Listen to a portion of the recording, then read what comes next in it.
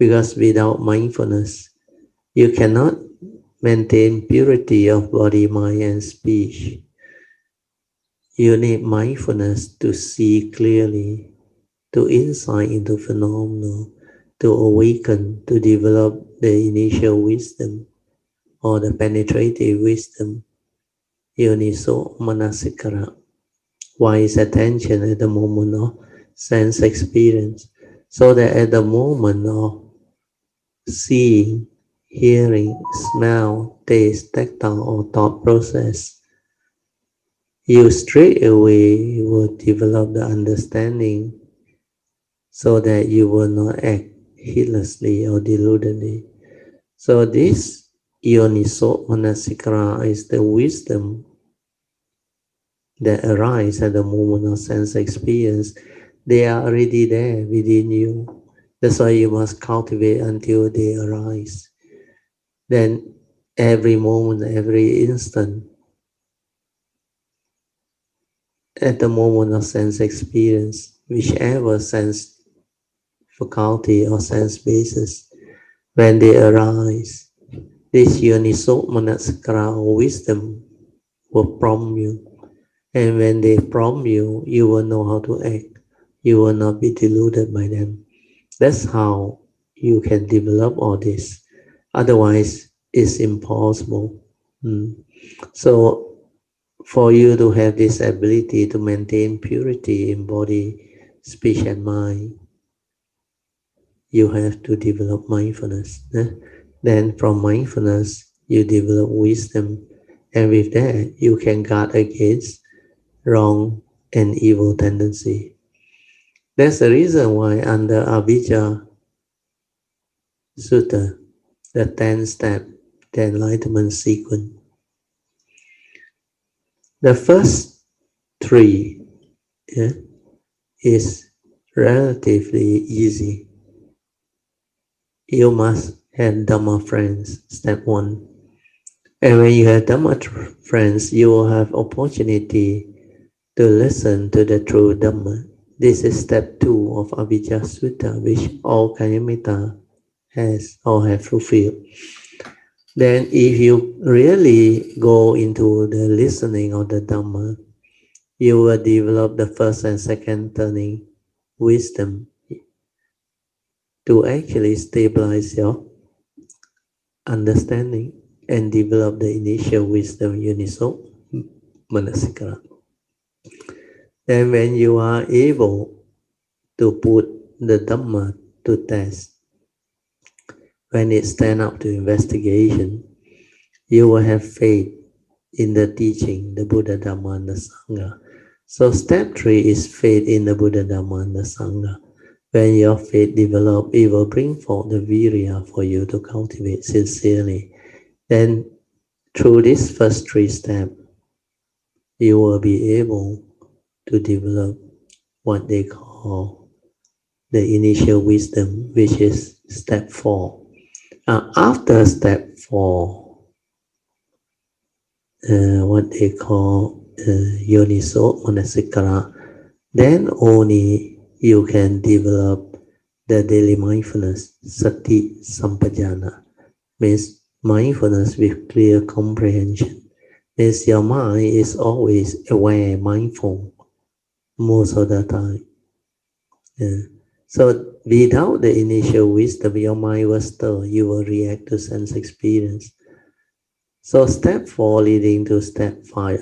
After that, only step 6 come in, sense restraint. Sense restraint means you will not break your precept anymore. Whatever that happened at your sense experience, you will not become heedless. You will not become deluded by what you experience at the moment of sense experience. That's how the initial wisdom, Yoniso Manasikara, helps bring about step 5 and step 6. So that's what the author is trying to explain to you. But they didn't really go through the whole Avija Sutra. That's why it's not easy for normal people to understand how they can do it. They just describe the cultivation that you have to cultivate until your habitual tendency is rooted out. You develop the wisdom to straighten your view so that you will not commit evil. So sense restraint will be automatic. Then if you can have that, step 7 will be the next step, natural consequence of step 6. Step 7 is you will always arise the 3 type of good conduct or right conduct is right speech, right action, and right thought process. You will not be like other deluded being or unenlightened being. You cannot fall back anymore.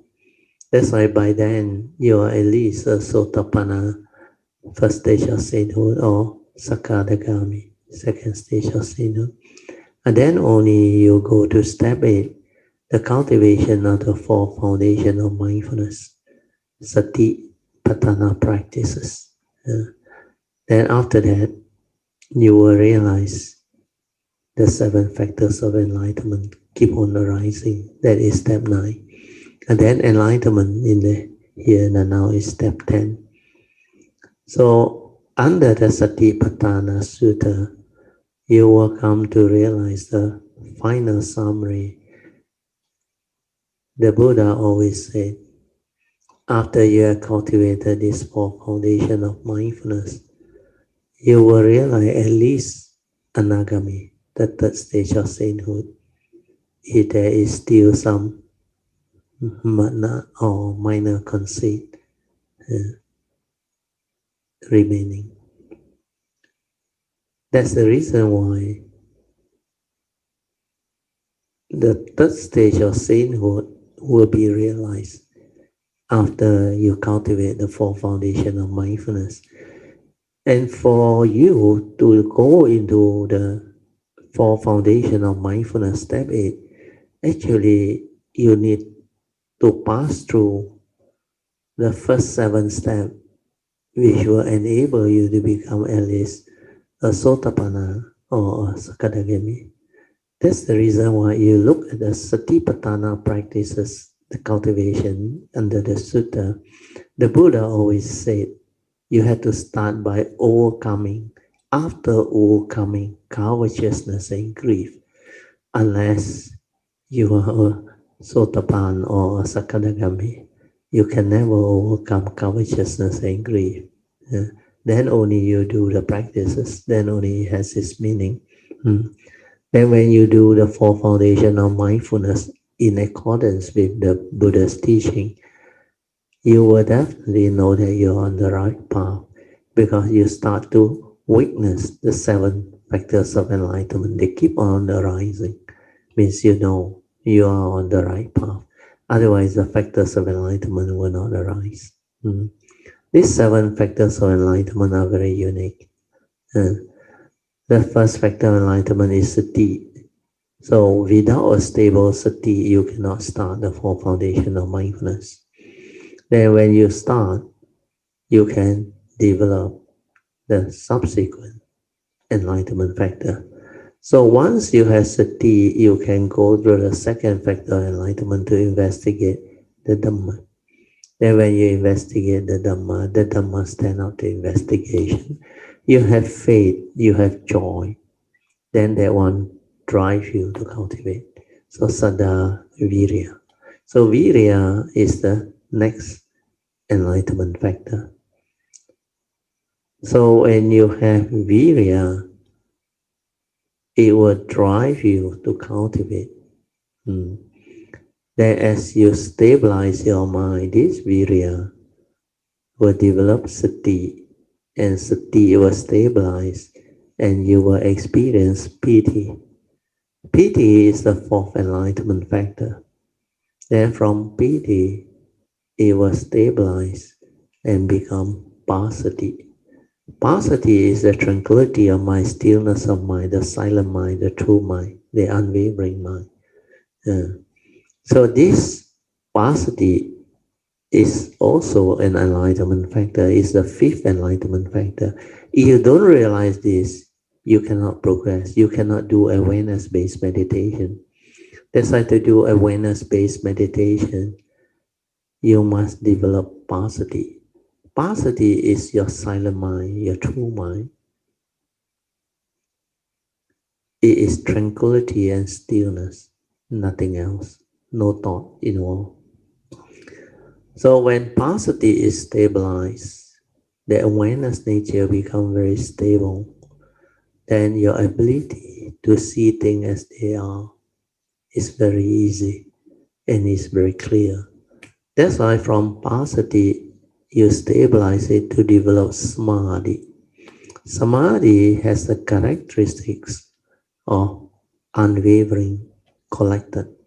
The mind is not only still and tranquil, but is collected and unwavering because of that stability.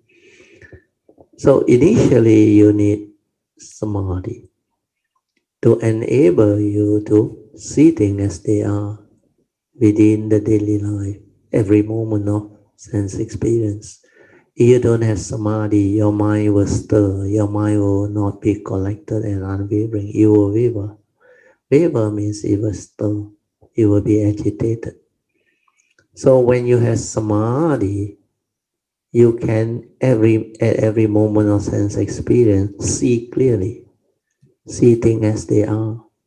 And your mind, with all the conditioning, views, opinion, accumulated memories, views, opinion, and conditioning will not be able to come out and influence what you see, what you hear, what you smell, what you taste, what you tactily feel and think.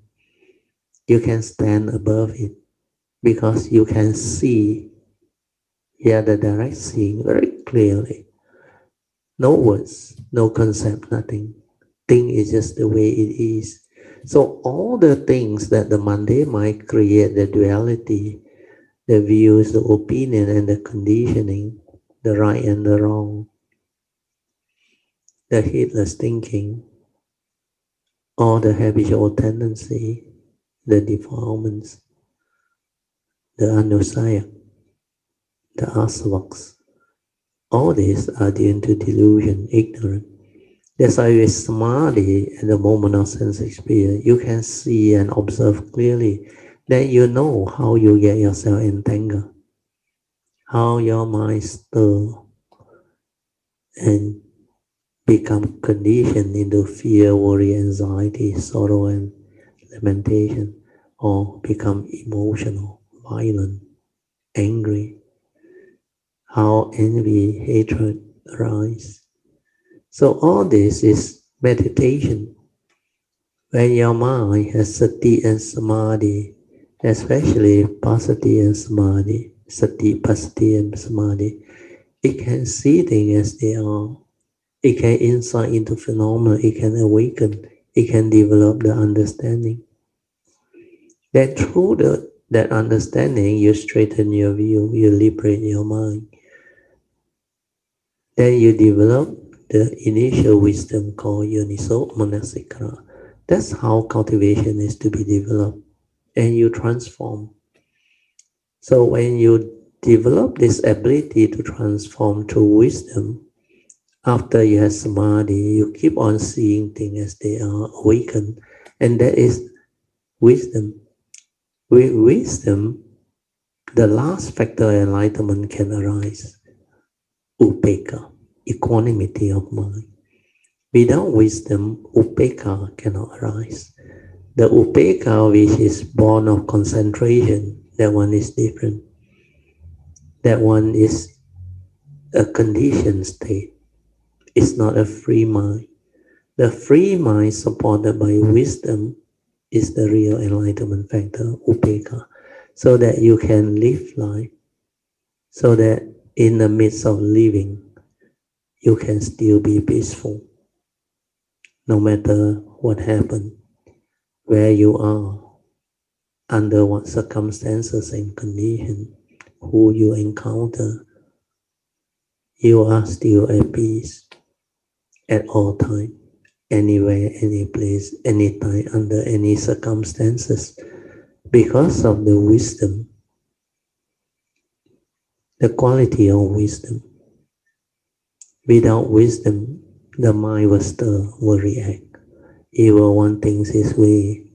There will be a lot of views, opinion, duality, right and wrong, good and bad.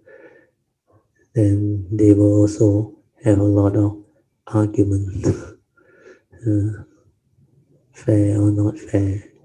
How can you do things like that? How can you be so cruel, so evil, so selfish, so inconsiderate, so inconsiderate? So all this will manifest because people lack wisdom. So hopefully with this explanation, it can make the teaching clear, much clearer, so that you can develop the understanding to cultivate correctly, appropriately. So I have described this many on many occasions earlier on, but this time I think is the most complete because I tie in the Avija Sutra with all the cultivation practices and the seven factors of enlightenment.